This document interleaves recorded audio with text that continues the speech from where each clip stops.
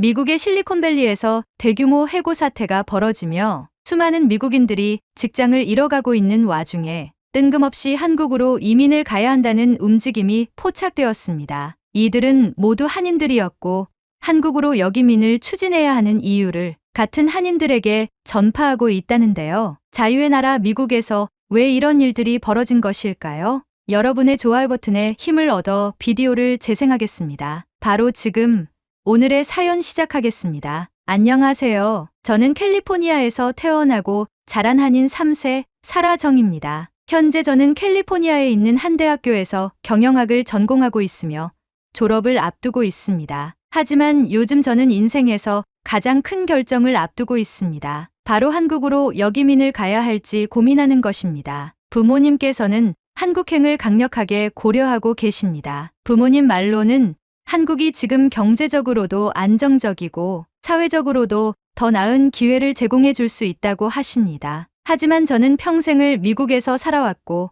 한국에서 살아본 경험이 없습니다. 과연 한국에서의 삶이 저에게 더 나은 선택이 될 수 있을까요? 이런 고민을 하게 된 것은 단순한 우연이 아니었습니다. 저희 가족의 이민 역사와도 깊은 연관이 있었습니다. 저희 할아버지의 삶은 그야말로 극적이었습니다. 한국전쟁이 한창이던 시기, 할아버지는 부모님을 잃고 고아가 되셨습니다. 거리를 떠돌며 힘겹게 생존하던 할아버지는 결국 미군이 운영하는 난민 캠프에서 지내게 되었고 그곳에서 한 미군 장교의 눈에 띄어 미국으로 입양되었습니다. 어린 시절에 할아버지는 한국이라는 나라에 대한 기억이 거의 없으셨습니다. 미국에서 새로운 가족을 만나고 영어를 배우며 미국식 교육을 받으며 성장하셨기 때문입니다. 미국에서 군 복무를 마친 후 할아버지는 캘리포니아로 오셔서 자동차 정비소를 운영하며 생계를 꾸리셨습니다. 그리고 미국인 할머니를 만나 결혼하셨고 완전히 미국인으로 살아가셨습니다. 어릴 때 아버지가 할아버지께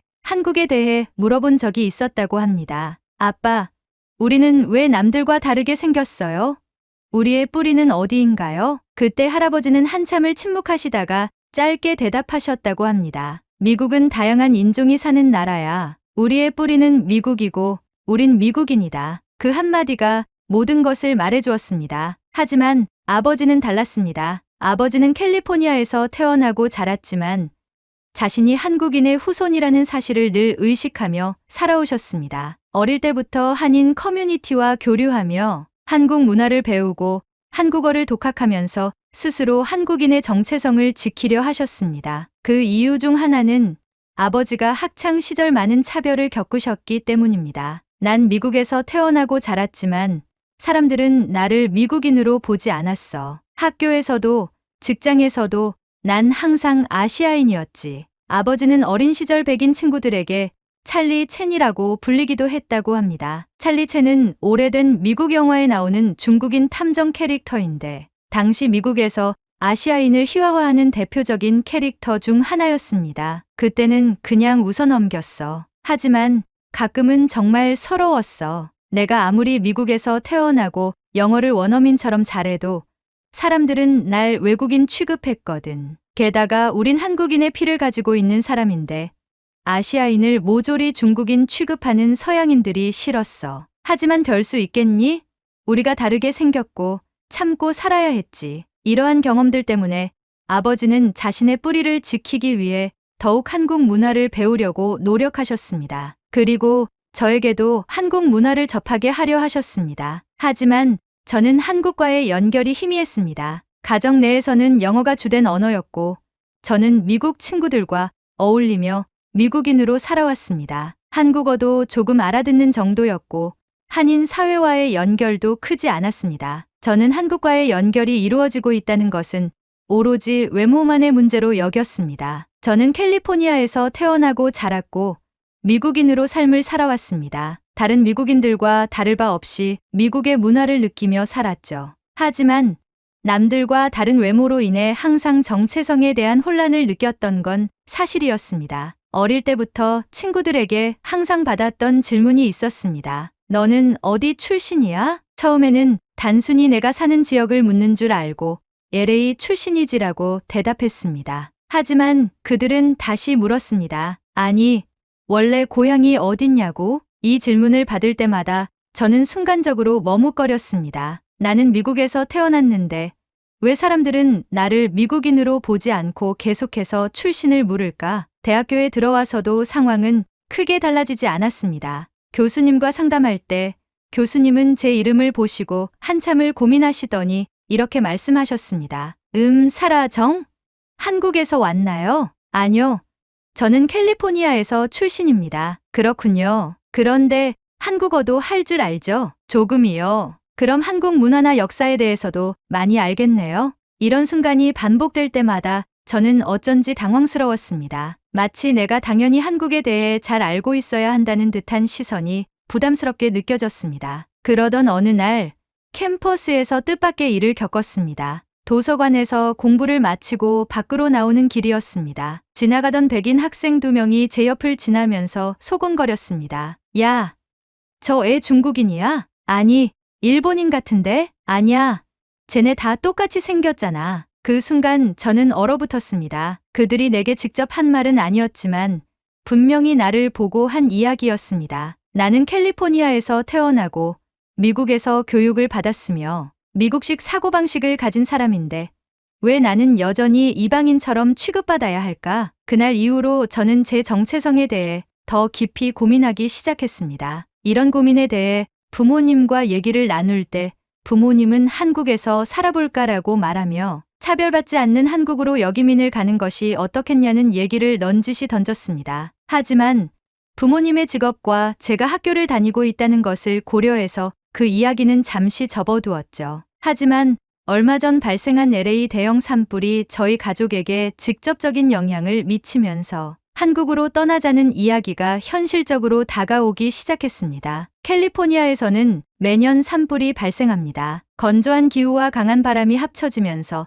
작은 불씨 하나도 순식간에 대형 화재로 번지곤 합니다. 하지만 올해의 산불은 평소보다 훨씬 강력했습니다. 그날 저는 대학 도서관에서 기말고사 준비를 하고 있었습니다. 친구들과 조별 과제를 준비하며 토론하던 중 창밖을 보니 하늘이 이상하게 변해 있었습니다. 평소 맑고 푸르던 하늘이 주황빛으로 물들어 있었고 희뿌연 연기가 떠다니는 것이 보였습니다. 잠시 후 스마트폰에서 긴급 경고 메시지가 울렸습니다. 순간 심장이 철렁 내려앉았습니다. 평소에도 산불 경보가 자주 울리기는 했지만 이번에는 느낌이 달랐습니다. 대피 권고 지역에 저희 가족이 사는 동네가 포함되어 있었기 때문입니다. 저는 곧바로 부모님께 전화를 걸었습니다. 엄마, 집은 괜찮아요? 사라야, 지금 짐 싸고 있어. 소방관들이 곧 대피하라고 했어. 엄마의 목소리는 다급했습니다. 저는 당장 도서관에서 나와 집으로 향했습니다. 하지만 도로는 이미 차량들로 가득 차 있었고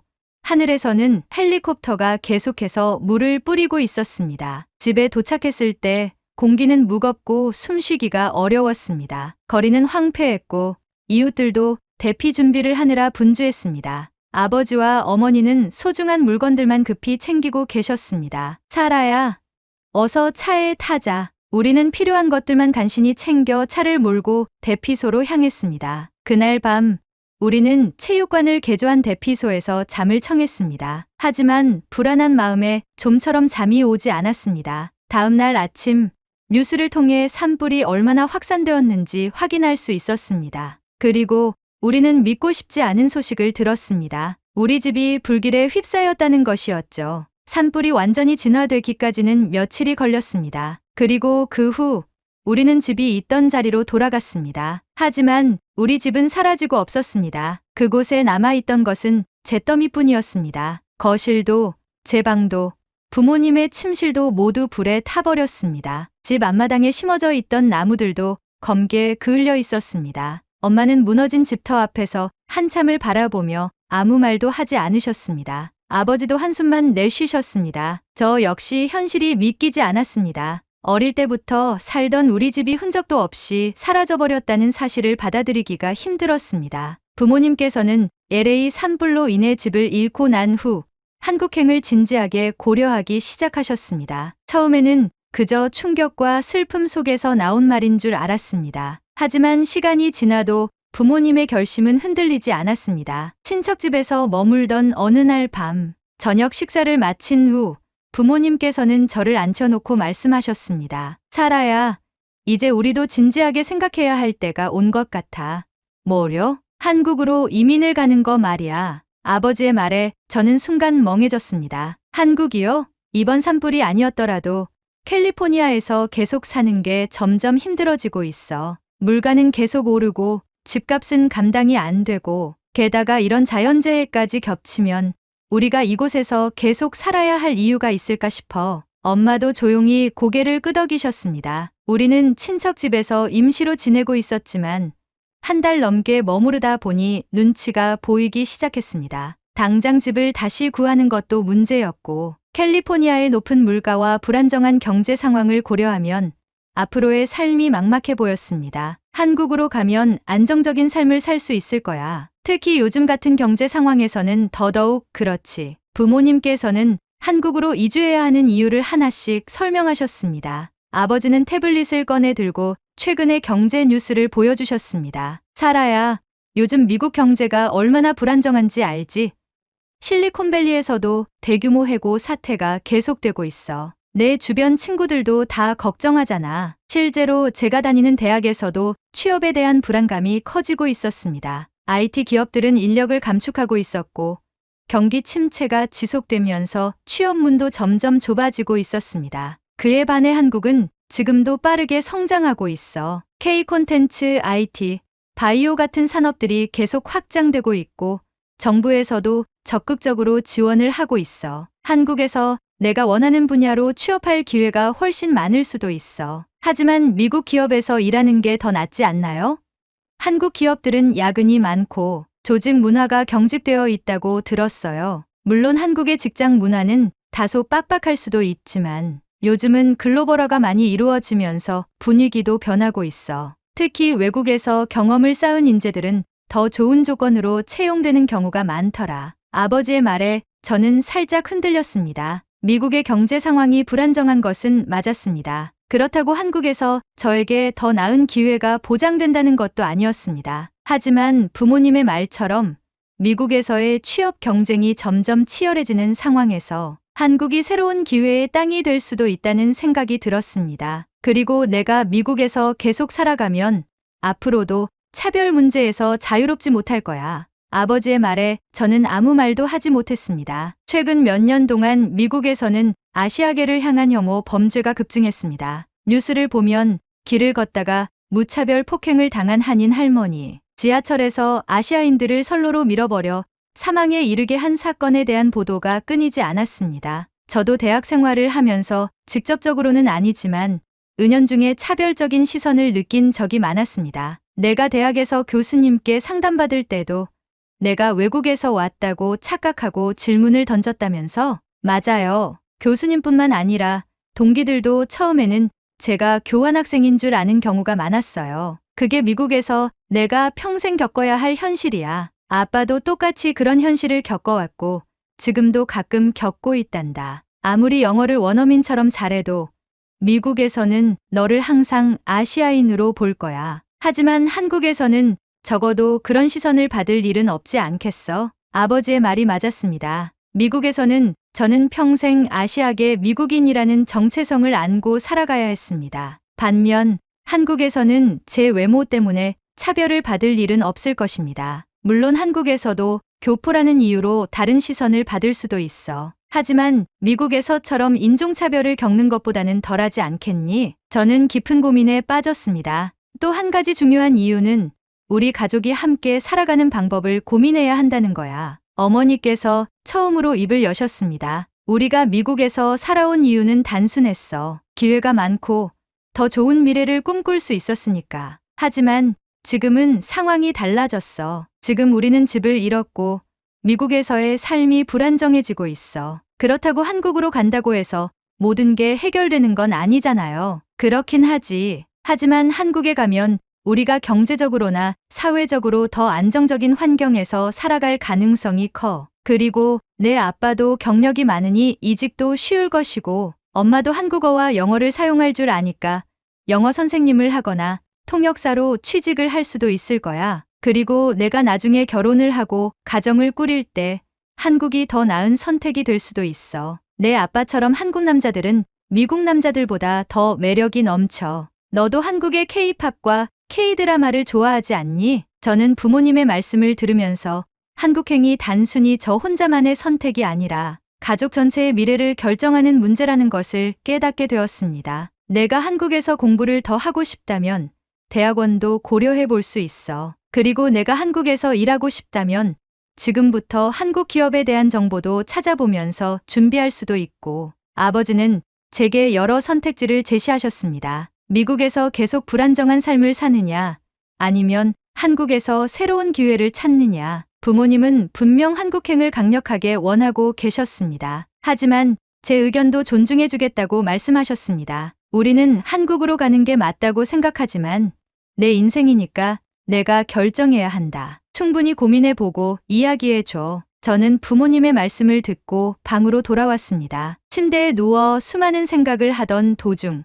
노트북을 켜고 한국 여기민이라는 키워드를 검색했습니다. 인터넷에는 이미 많은 사람들이 저와 같은 고민을 하고 있었고 실제로 한국으로 돌아간 사례도 적지 않았습니다. 하지만 기대와 현실은 항상 다를 수 있기에 저는 최대한 다양한 정보를 찾아보려고 했습니다. 미국에서 평생 살아온 저에게 한국은 새로운 삶을 시작해야 하는 곳이 될 수도 있었기 때문이었습니다. 제가 가장 먼저 걱정했던 것은 바로 한국에서의 적응 문제였습니다. 한국에 가면 내가 더 이상 외국인 취급받지 않을 거야. 아버지는 그렇게 말씀하셨지만 과연 그럴까? 인터넷에서 교포 한국 정착기 같은 블로그와 유튜브 영상을 찾아보니 저 같은 한인 2, 3세들이 한국에 정착하면서 겪는 어려움들이 많이 나와 있었습니다. 예를 들면 미국에서 태어나고 자란 교포들은 한국에서 어색한 한국어를 쓰면 바로 교포 티가 나면서 외국물 먹은 티를 낸다는 시선을 받을 수도 있다는 것이었습니다. 한국어를 한다고 해도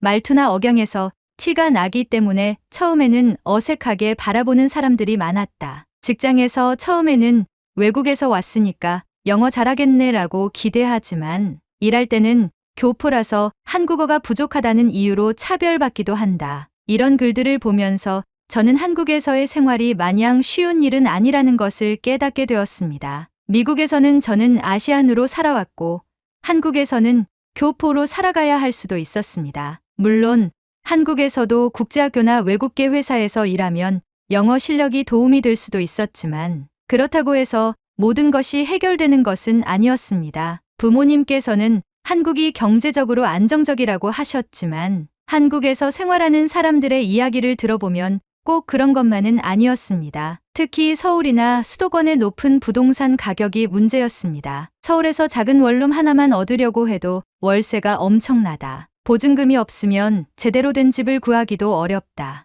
미국보다 생활비가 싸다고 생각했는데 외식비나 각종 물가를 따져보면 한국도 만만치 않다. 부모님께서는 미국보다 생활비가 적게 들 것이라고 생각하셨지만 현실적으로 한국에서 살려면 상당한 초기 비용이 필요할 것 같았습니다. 게다가 한국에서 외국계 기업이나 대기업에 취직하지 않으면 초봉이 미국보다 훨씬 낮다는 점도 고민되었습니다. 물론 의료비나 교통비 같은 기본적인 생활비는 미국보다 훨씬 저렴했지만 전체적인 생활비를 고려했을 때 한국이 무조건 경제적으로 유리하다고 보기는 어려웠습니다. 인터넷을 찾아보면서 한국에서 일하는 외국인이나 교포들의 경험담을 많이 읽어보았습니다. 가장 많이 언급된 문제는 한국의 직장 문화였습니다. 미국에서는 회사에서도 개인적인 시간을 존중하는 분위기가 강했지만 한국에서는 여전히 야근이 많고 상명하복 문화가 강하다는 것이었습니다.